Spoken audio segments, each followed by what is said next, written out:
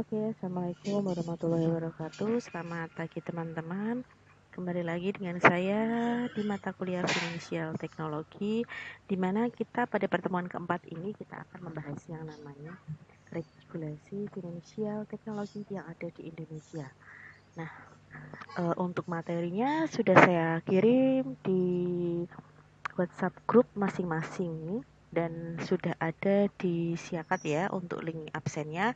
Jangan lupa absen melalui Siakat dan silakan berdiskusi melalui kolom live chat maupun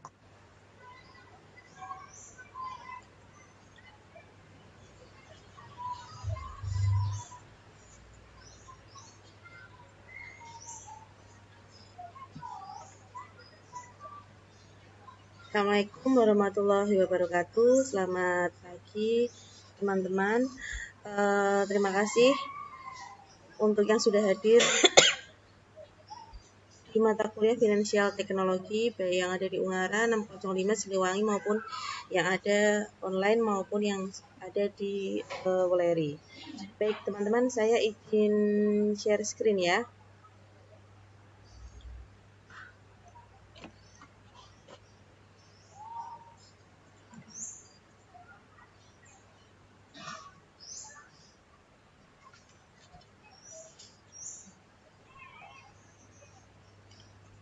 Nah, untuk perkuliahan kita di pagi hari ini kita akan membahas mengenai perkembangan finansial teknologi yang ada di Indonesia maupun perkembangan finansial teknologi yang ada di dunia.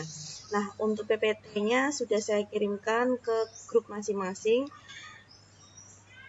Nanti bisa di-download ataupun sudah tersedia di Siakat ya melalui link Google Drive. Saya akan memulai dulu untuk pada pagi hari ini.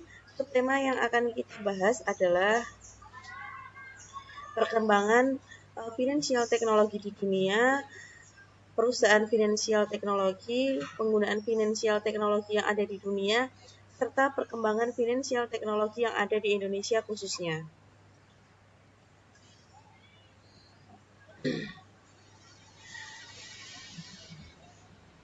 Awalnya yaitu perkembangan teknologi finansial teknologi yang ada di dunia. PricewaterhouseCoopers atau PwC dalam laporannya Financial Service Technology 2020 on Beyond Embryonic Disruption, yaitu menempatkan financial teknologi ini sebagai tema kunci teratas. Jadi ketika itu financial teknologi itu perkembangannya sedang booming di dunia. Nah, PwC ini mengungkapkan bahwa vintage ini akan terus mengarah ke industri jasa keuangan pada model bisnis baru, di mana vintage ini akan mewujudkan tren lahirnya perusahaan-perusahaan yang menyediakan teknologi untuk memfasilitasi layanan keuangan atau startup, baik secara independen yang di luar lembaga keuangan konvensional. Lalu siapa saja yang mampu berinovasi dengan menciptakan aplikasi baru dan layanan baru keuangan yang berbasis teknologi, maka di sini sudah menjadi pemain di dalam finansial teknologi. Nah, lalu saat ini isu mengenai finansial teknologi itu sudah bukan hanya mendunia lagi ya. Bukan hanya di Indonesia tapi sudah mendunia. Awalnya mendunia, dia akan menyerap perhatian para pelaku ekonomi di mana khususnya yaitu adalah industri di bidang keuangan. Ini ya. Awal mula perkembangan vintage itu awalnya dari mana? Dari PwC, dia itu menempatkan vintage itu dulu di topik trending. Lalu beliau mengemukakan juga bahwa vintage ini adalah salah satu industri jasa keuangan dengan model bisnis yang baru. Nah, siapa saja pemain vintage ini? Pemain vintage ini dikhususkan adalah industri jasa keuangan. Nah, di sini tuh awal mula dari perkembangan finansial teknologi yang ada di dunia. Nah, teman-teman di layar sudah tampak bahkan ya jumlah startup vintage berstatus unicorn per kuartal 3 dari tahun 2019. Ini CP Slide menyebutkan bahwa ada 58 startup di bidang teknologi finansial atau vintage dengan valuasi lebih dari 1 miliar dolar. Ini ya, bisa teman-teman lihat di layar. Ada kuartal 3 di tahun 2019. Jumlahnya ini Amerika tertinggi, Eropa, Asia, dan Australia. Australia ini di tahun 2019 di kuartal ketiga dia menduduki peringkat paling rendah ya. Lalu selanjutnya, dalam lingkup Asia Tenggara, ini jumlah total pendanaan startup finansial teknologi terus menunjukkan kenaikan, di mana berbagai startup di bidang teknologi finansial atau fintech di Asia terus mendapatkan suntikan dana dari para investor, salah satunya perusahaan pemodal ventura atau venture capital. Ini adalah total pendanaan startup vintage di Asia Tenggara. Ini teman-teman bisa lihat di layar bahwa di tahun 2019 itu sudah lebih dari 701,4 ada startup yang sudah terdanai oleh venture capital. Nah, ini ya. Nih.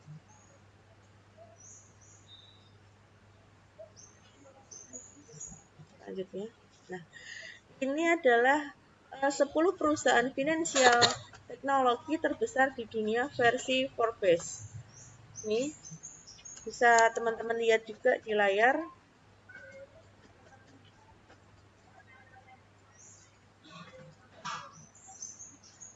Berikut ini merupakan 10 perusahaan finansial teknologi terbesar di dunia versi Forbes di tahun 2018. Ini datanya saya ambil di tahun 2018 karena awal mula kemunculan vintage yang mendunia ya pada awal-awal tahun tersebut.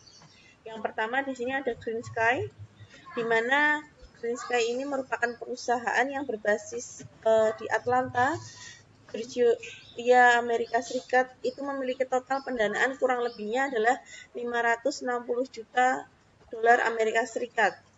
Atau kalau kita rupiahkan yaitu kurang lebih 6 triliun.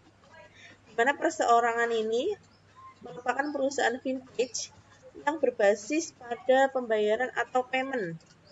Nah, saat ini Greensky ini tercatat di bursa saham dengan total revenue-nya kurang lebih 325,9 juta dolar Amerika Serikat. Berarti ini tergolongnya tinggi ya Greensky ini ya, perusahaan vintage-nya. Lalu yang kedua ada Pabrik, di mana di sini menduduki peringkat kedua di dunia yang memiliki total pendanaan kurang lebihnya adalah 500 juta dolar Amerika Serikat. Gapek ini mulai didirikan, awal mulanya dia berdiri itu tahun 2018 oleh Rob Owen selaku CEO dari perusahaan Gapek, dan perseorangan mengklaim dapat mencairkan dana pinjaman si pemohon hanya dengan waktu 5 menit begitu aplikasinya disetujui. Jadi ini lebih cenderung ke pembiayaan ya kalau perusahaan ini. Vintage-nya di bidang pembiayaan. Lalu ada lagi Stripe, di mana Stripe ini adalah perusahaan yang memiliki total pendanaan kurang lebihnya 450 juta dolar Amerika Serikat. Dia merupakan urutan ketiga versi Forbes ya di sini ya. Dan perseorangan ini merupakan perusahaan vintage yang mengandalkan bisnis pembayaran online. Jadi beda dari tadi Kapek dan beda lagi dengan Stripe. Kalau Kapek tadi pembiayaan, kalau Stripe ini lebih mengandalkan bisnis melalui pembayaran online. Nih. Saat ini Stripe sudah melayani pembayaran dengan berbagai jenis mata uang. Jadi tidak hanya satu mata uang saja, tetapi sudah bisa melakukan pembayaran dengan beberapa jenis mata uang. Lalu yang keempat, di sini ada perusahaan finansial teknologi yang berbasis pembayaran online juga. itu mencapai total dananya kurang lebih 450 juta dolar. Nah, Prime ini model bisnis perusahaannya mirip dengan cara kerja kartu kredit. Nah, kalau Prime, di mana teman-teman ini dapat membeli produk dengan akun Prime untuk kemudian membayarnya di akhir bulan berikutnya. Nah, ini Prime ini membantu masyarakat yang tidak memiliki akses ke kartu kredit untuk menggunakan riwayat kredit mereka. Jadi kalau di negara-negara yang sudah maju ini perkembangan finansial teknologinya bukan hanya sekedar melakukan pembayaran atau melakukan peminjaman atau yang sudah saya jelaskan di pertemuan sebelumnya dana sosial, tapi dia sudah bisa bertindak seperti layaknya kartu kredit, di mana si pemegang aplikasi Prime ini dapat menggunakan akun Prime-nya untuk membayarnya nanti di akhir bulan. Nah, sistem kerjanya kurang lebihnya sama ya seperti sistem kerjanya dari kartu kredit. Jadi ini memang sudah termasuk sudah benar-benar maju ya untuk perusahaan-perusahaan seperti Stripe, Prime yang mendunia. Lalu kelima ada TransferWise, di mana perusahaan vintage yang berbasis di London ini memiliki total pendanaan kurang lebihnya 397 juta dolar Amerika Serikat. Nah, untuk TransferWise ini dia bergeraknya di bidang pembayaran internasional. Berarti tadi hampir mirip dengan ini ya teman-teman ya. Ini hampir mirip dengan Stripe. TransferWise sama Stripe ini hampir mirip. Nah, ini ada lagi Credit Karma, yaitu perusahaan dulu yang dinakodai oleh Ken Lin-in, memiliki total pendanaan kurang lebihnya 369 juta dolar Amerika Serikat. Dia basisnya ada di California, Amerika Serikat, dengan menjalankan bisnis model penyaluran pinjaman dan data analisis. Jadi modelnya kalau Credit Karma yaitu melakukan penyaluran pinjaman dan data analisis. Pada tahun 2017 juga memberikan kredit skor dan kredit monitoring secara gratis kepada nasabahnya. Ini ada di California ya. Terus selanjutnya ada Betterment, yaitu perusahaan finansial teknologi yang itu dimana dia mengelola portofolio reksadana dengan risk tolerance sebesar 0,25%. Nah, total pendanaannya saat ini kurang lebihnya 275 juta dolar Amerika Serikat. Nah, kalau Betterment ini kalau di Indonesia terkait dengan portofolio reksadana di pertemuan sebelumnya itu saya sudah menjelaskan beberapa pengelompokan dari finansial teknologi. Itu salah satunya ada yang untuk reksadana portofolio itu seperti kalau kemarin saya contohkan itu punyanya Welma ya, Wealth Management punyanya salah satu bank swasta yang ada di Indonesia. Terus ada lagi Adyen. Nah, kalau yang Adyen ini perusahaannya berasal dari Amsterdam, di mana bergeraknya juga terkait dengan pembayaran online dan memiliki total pendanaan kurang lebihnya adalah 266 juta dolar Amerika Serikat. Ada lagi yaitu Symphony, di mana perusahaan finansial teknologi salah satu ini bergerak di bidang investasi dan data analisis. Berarti Symphony tadi sama dengan Betterment, kurang lebihnya sistemnya sama. Total pendanaannya ada 234 juta dolar Amerika Serikat. Terus ada Coinbase. Kalau Coinbase ini perusahaan pengelola blockchain dengan mata uang digital, di mana dia memiliki pendanaan sebesar 217 juta dolar Amerika Serikat. Nah, total pendanaan Betterment ini mencapai 275 juta dolar ya. Berarti sudah tinggi. Dan pemilik perusahaan ini basisnya ada di New York, Amerika Serikat. Jadi tadi ada Adyen, ada Symphony, ada Coinbase. Nah, ini ya. Ini tadi adalah 10 perusahaan finansial teknologi versi Forbes. Sedangkan ini ada lagi 10 perusahaan finansial teknologi terbesar di dunia versinya Investopedia. Jadi hari ini kita memang benar-benar membahas mengenai seberapa berkembangnya sih perusahaan vintage yang perkembangan finansial teknologi ini bukan hanya di Indonesia saja, tapi awal mulanya yang ada di dunia. Berikut ini merupakan 10 perusahaan finansial teknologi terbesar di dunia menurut Investopedia tahun 2019. Yang pertama ada Ant Financial. Dia Ant Financial ini ada di Cina. Ini adalah hasil dari Alibaba Group. Kalau teman-teman tahu ada Alibaba ya, platform Alibaba Group. Nah, ini adalah Ant Financial adalah salah satu financial teknologi dari perusahaannya Alibaba Group. Nah, saat ini Ant Financial ini menjalankan Alipay atau Fortune, Financial Card, dan layanan keuangan lainnya. Nah, nilai bisnisnya ini kalau diperkirakan itu kurang lebih sampai dengan 70 miliar US dollar. Dia menduduki peringkat teratas dalam daftar IPO yang paling dinanti, jadi Ant Financial. Jadi siapa sih yang saat ini memang tidak tahu atau tidak mengenal yang namanya grup dari Alibaba Group? Ya.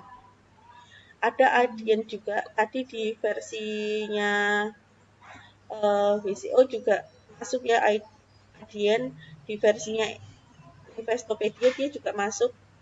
Nih ya, tadi di Belanda dia sudah melayani 4.500 bisnis untuk memproses pembiayaan melalui ponsel, mode online ataupun di dalam toko.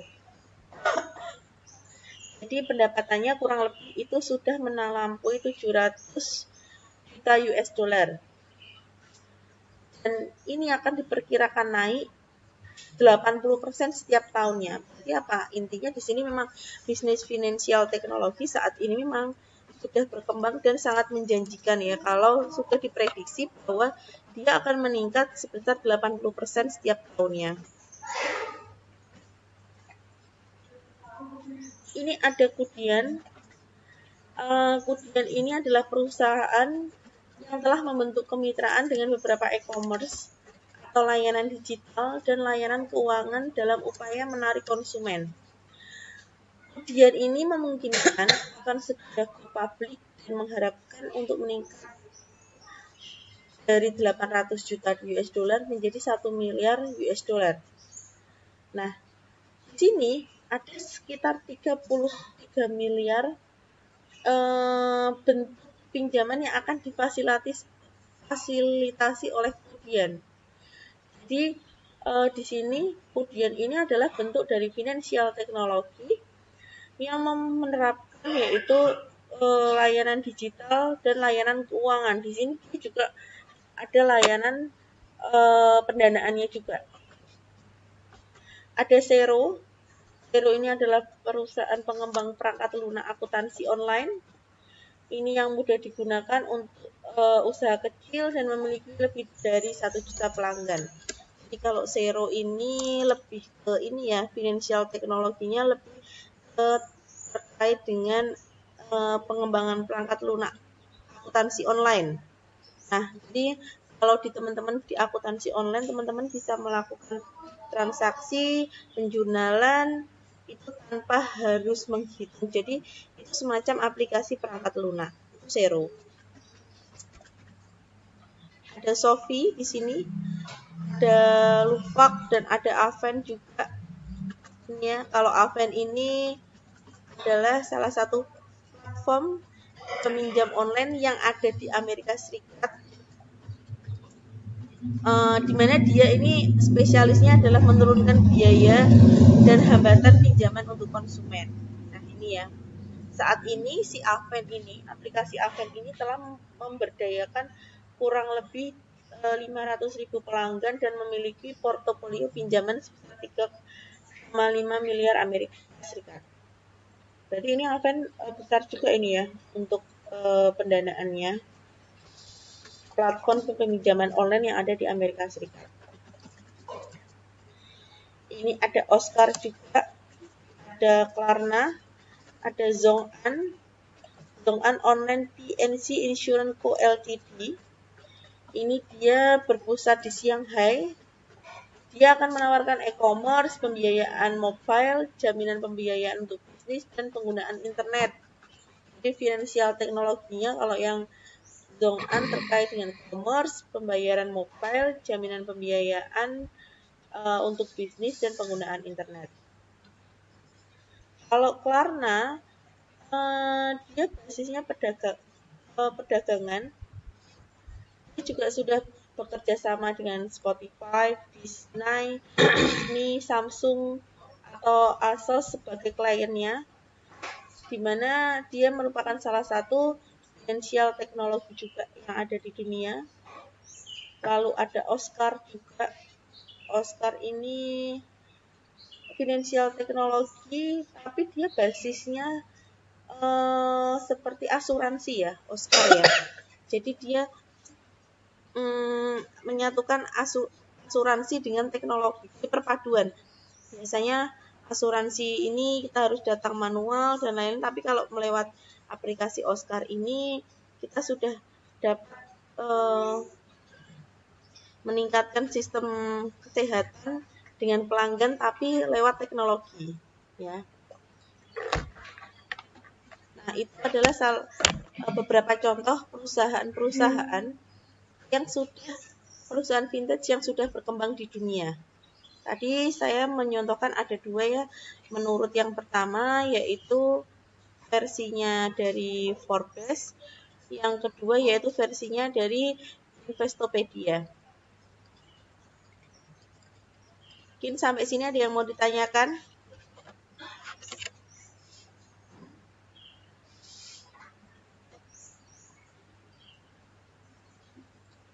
Kalau belum saya lanjutkan. Penggunaan vintage di dunia. Dimana di layar teman-teman bisa melihat bahwa di sini ada attractive price and fees dari consumer survey ya, financial teknologi. Adopsi layanan finansial teknologi ini bergerak naik dan stabil dari 16% dulunya di layar ya, kita bisa lihat di 16% pada tahun 2015. Lalu tahun ketika adopsi indeks vintage itu pertama kali diterbitkan menjadi 33% di tahun 2017 dan menjadi 64% di tahun 2019. Nah, ini berarti adalah ada kenaikan yang signifikan ya, dari 16 ke 33% lalu ke 64% di tahun 2019. Di sini menurut hasil survei juga memperlihatkan adanya 33% penggunaan adopsi konsumen untuk beralih dari bank konvensional menuju penggunaan vintage. Nah, hasil survei ini memperlihatkan bahwa 68% konsumen, ini ya 68% konsumen, Consumer World ini akan mempertimbangkan layanan non-keuangan perusahaan untuk jasa keuangan. Nih, teman-teman bisa lihat di layar bahwa ini ada 68% ya. Lalu ada hasil survei yang juga memperlihatkan di sini 46% konsumen ini mengadopsi untuk bersedia membagi data bank mereka dengan organisasi lain. Ini ya, tadi di layar untuk hasil surveinya. Nah, hasil survei juga memperlihatkan hanya 4% konsumen global yang tidak mengetahui finansial teknologi dapat digunakan untuk transfer uang dan alat pembayaran. Lebihnya, ini bisa teman-teman lihat, 98% mengetahui manfaat dari vintage. Berarti apa artinya di sini? Artinya di sini vintage memang benar-benar sudah mendunia, di mana semua segmen kehidupan kita sudah bersama dengan finansial teknologi. Ini juga hasil survei juga memperlihatkan 22% konsumen global yang tidak mengetahui fintech dapat digunakan penyimpanan uang dan investasi. Jadi hanya 22% yang tidak mengetahui ya bahwa financial teknologi ini bisa untuk saving dan investasi. Ini kita lanjutkan. Nah, ini ada survei UMKM dunia dalam penggunaan fintech. Teman-teman bisa lihat di layar bahwa ada range of functional and feature dari hasil survei memperlihatkan bahwa 25% UMKM ini sudah mengadopsi financial teknologi secara global. Ini ya, sudah mengadopsi financial teknologi secara global. Di sini dari 56%-nya UKM tersebut menggunakan layanan fintech perbankan dan pembayaran. Jadi yang digunakan adalah layanan finansial teknologi perbankan dan digunakan untuk pembayaran. Selebihnya 46% dari UKM itu menggunakan layanan fintech itu untuk pembiayaan. Berarti untuk pembiayaan modal usaha yang dijalankan. Hasil survei juga menunjukkan 93% penggunaan pengguna UKM lebih suka mencari solusi teknologi dalam mendukung kegiatan operasional perusahaan. Jadi artinya apa? Artinya saat ini di seluruh belahan dunia pun finansial teknologi ini dapat memberikan solusi mengenai pembiayaan. Mungkin salah satunya faktornya yang lebih mudah, tidak harus memiliki persyaratan yang banyak, dan itu lebih efektif dan efisien. Jadi pembiayaan melalui finansial teknologi ini memang sudah lebih praktis daripada si UKM ini harus datang ke bank, harus melewati beberapa prosedur dari perbankan terlebih dahulu. Dia lebih suka menggunakan fasilitas dari financial teknologi. Nah, ini ya, alasan utama bagi penggunaan UKM untuk menggunakan fintech adalah fungsi dan fitur di financial teknologi yang banyak. Jadi fiturnya tuh tidak hanya satu. Kalau aplikasi finansial teknologi baik yang ada di perbankan maupun di non lembaga keuangan itu aplikasinya financial teknologi sudah banyak dan sudah mulai berinovasi. Jadi tidak hanya satu, misal pembiayaan saja atau untuk saving saja, tidak seperti itu. Biasanya dalam satu aplikasi itu sudah dibentuk baik itu yang saving maupun pembiayaan sosial dan lain-lain sudah rangkum di dalam aplikasi tersebut. Nah, selanjutnya sampai sini ada yang mau ditanyakan mengenai penggunaan fintech di dunia itu bagaimana, yang digunakan oleh UMKM bagaimana. Jadi kalau belum ada yang ditanyakan, saya lanjutkan. Perkembangan finansial teknologi di Indonesia. Nah ini ya teman-teman ya, perusahaan startup fintech di Indonesia ini berkembang dengan melihat peluang yang dilatar belakangi oleh beberapa hal. Salah satunya adanya perubahan perilaku, perekonomian Indonesia, kondisi geografis, latar belakang budayanya, faktor demografisnya, serta tingkat literasi dan edukasi masyarakat tentang produk dan jasa keuangan. Jadi ini adalah hal yang mendasari perkembangan finansial teknologi yang ada di Indonesia. Nah, Otoritas Jasa Keuangan ini menyebut bahwa ada 39 finansial teknologi asing, saat ini sudah lebih ya, itu akhir September kemarin yang mendaftar melalui OJK. Nah, untuk wilayah Asia Tenggara, ini Indonesia sebagai negara paling banyak melakukan investasi di bidang digital. Nah, salah satunya yaitu investasinya adalah di bidang finansial teknologi. Selain tetap melakukan penegakan aturan, di OJK kemarin kita sudah bahas ya mengenai aturan-aturan yang diterbitkan baik dari OJK Indonesia maupun Kementerian Kominfo terkait dengan adanya vintage ini. Vintage ini aturan-aturan vintage ilegal ini melalui beberapa penutupan kerjasama dengan berbagai pihak terkait. Jadi ada beberapa aplikasi vintage ilegal yang ditutup oleh OJK.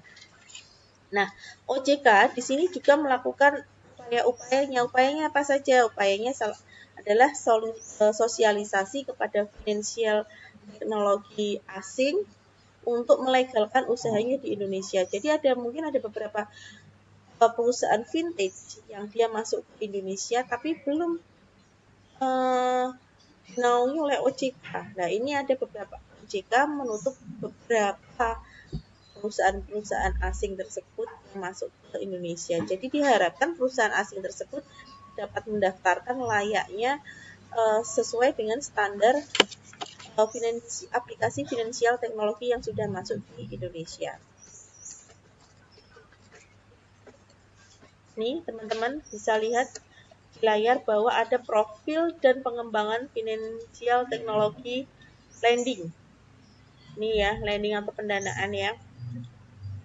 Ini menurut data yang dilansir OJK, terdapat 144 finansial teknologi dengan 100 vintage lokal statusnya dan 44 vintage berstatus penanaman modal asing. Ini ya. Sedangkan untuk status terdaftar atau berizin itu hanya sebanyak 131. Artinya apa? Artinya dari 13 vintage ini sudah mengantongi izin dari OJK. Dan untuk konvensional sebanyak 132 terdaftar dalam bentuk syariah sebanyak 12 lembaga keuangan. Ini perkembangan dari finansial teknologi. Nah, untuk domisili mayoritas vintage itu berdomisili di Jabodetabek dan sisanya bisa tersebar di Bandung, Semarang, Surabaya, Makassar, Bali, dan Lampung. Ya.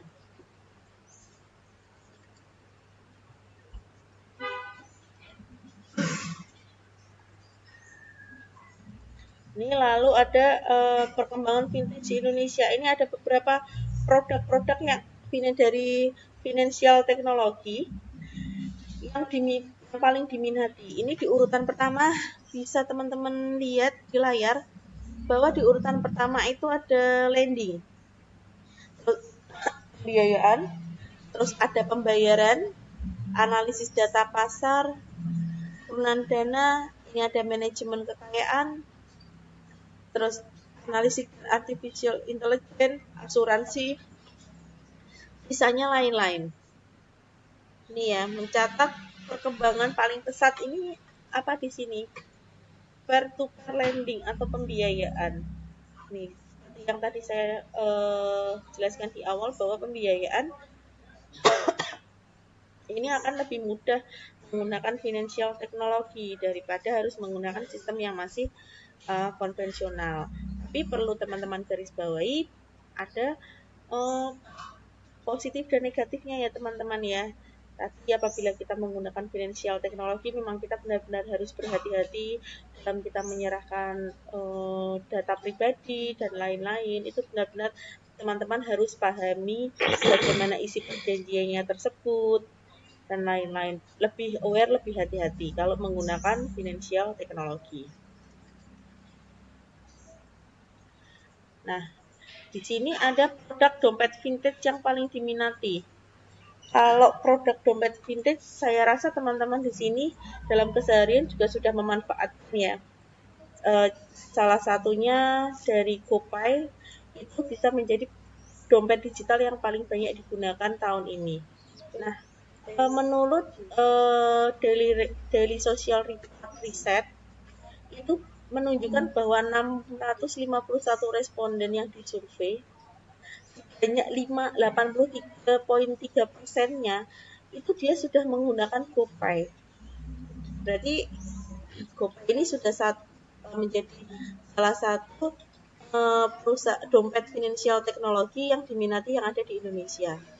Lalu disusul oleh kompetitornya ada OVO, ada Dana, Link, Doku, seperti kemarin, seperti tugas yang saya berikan ke teman-teman ya. Lalu di sini yang lain sisanya adalah eh, aplikasi yang lain. Paling terendah ini ada Uangku. Mungkin ini belum sefamiliar GoPay, OVO, ataupun Dana, ataupun Link aja ya. Nah, seperti itu adalah perkembangan finansial teknologi yang ada di Indonesia. Sampai dengan perkembangan finansial teknologi yang ada di Indonesia, ada yang mau ditanyakan?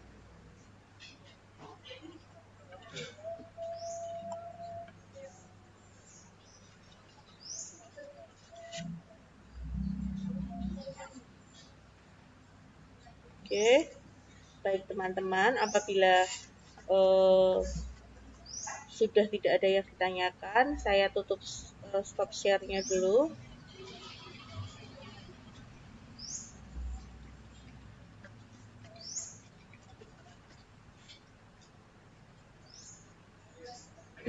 Baik teman-teman, kalau memang sudah tidak ada yang ditanyakan dari Ungaran, Bu Mira ada yang mau ditanyakan Bu?